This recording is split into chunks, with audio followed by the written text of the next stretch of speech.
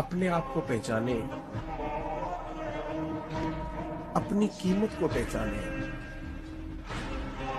اقبال کہتے ہیں عجب نہیں کہ خدا تک تیری رسائی ہو، پر تیری نظر سے تو پوشیدہ ہے آدمی کا مقام۔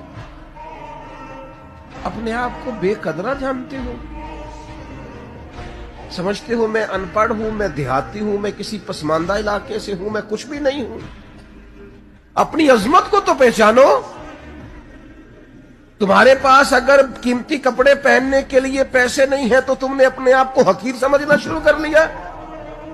اگر کسی بڑی گاڑی تک تمہاری رسائی نہیں ہے تو تم سمجھتے ہو شاید میں کوئی بے بکت آدمی ہوں۔